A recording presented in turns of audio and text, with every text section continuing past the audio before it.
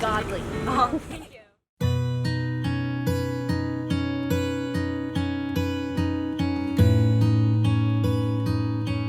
Hi everybody, it's Elliot from Little Punk People here, and today I'm here with Yvette Young from Covet.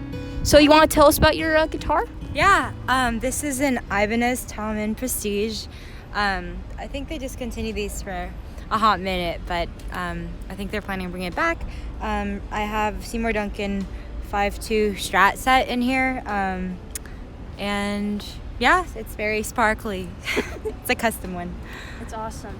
What do you like most about your guitar? You know what? These Ibanez necks can't be beat. I've played like a couple of other guitars, like I had an SX Tele, I've played a couple of Fenders, and the necks are just very thick, and for the style I play, I really like a really smooth, unfinished neck, and it's very thin and flat, so I think because they take away from the radius a bit, they shave some of that down, you just get a thinner neck and it gives you more speed.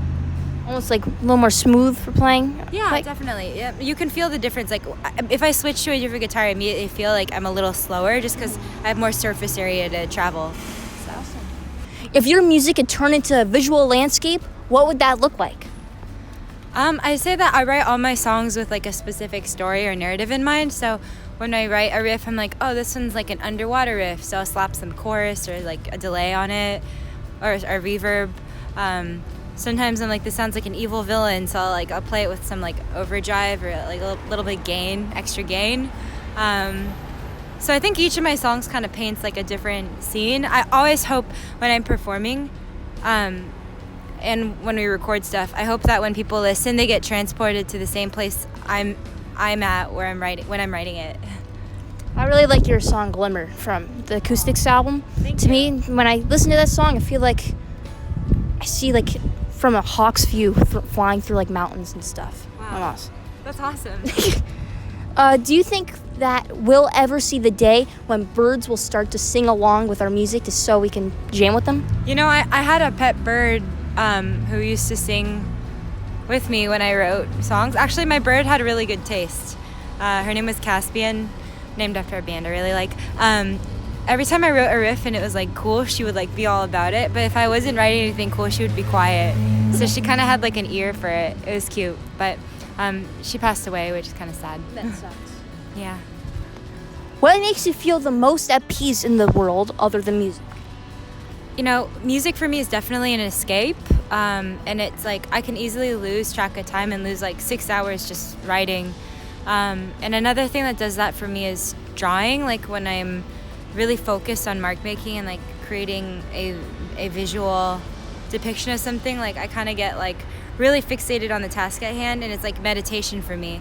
I love detail. Like for me, the more detail I get into, the more I'm like hyper fixated on the drawing, so I don't think about my problems. I don't think about stressors. Sometimes when my dad starts drawing, he just doesn't stop on that same project for like days straight.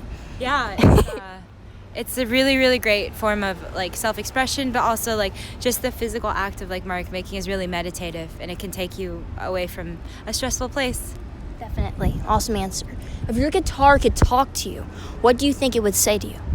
It would say, play me more, because I don't really practice. I only write. I don't really practice.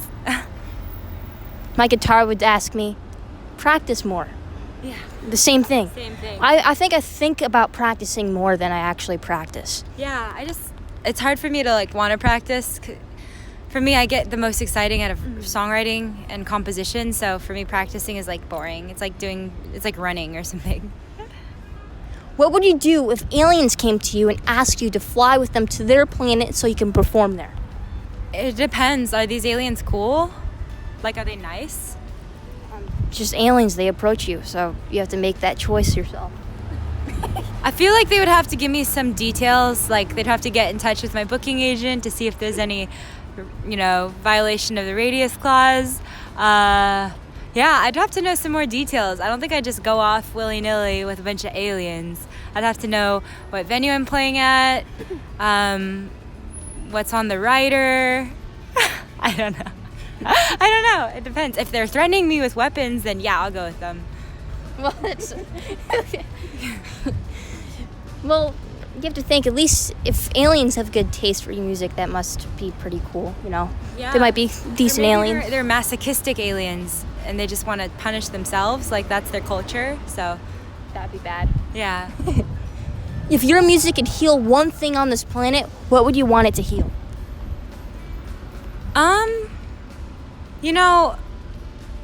I think for me, music has always been like a way to get myself out of depression and feeling like powerless. When I taught myself guitar, I felt really empowered. I taught myself a new skill. I didn't have a teacher. I was just like, I wanted to do it, and I did it, and it was so like uplifting. It made me feel really powerful. So I feel like, I don't know, I hope it gives a lot of people who feel like they don't have a voice. I hope it gives them a voice, and I hope it makes them feel in control of their life and powerful. That's a great answer. Thanks. Do you think that we can continue on after we die and take our talent with us? You know what? I don't really know what's going to happen after I die. It could be nothingness. I could be reincarnated into a caterpillar. I don't know. I think maybe, have you seen like Cloud Atlas? I haven't seen that.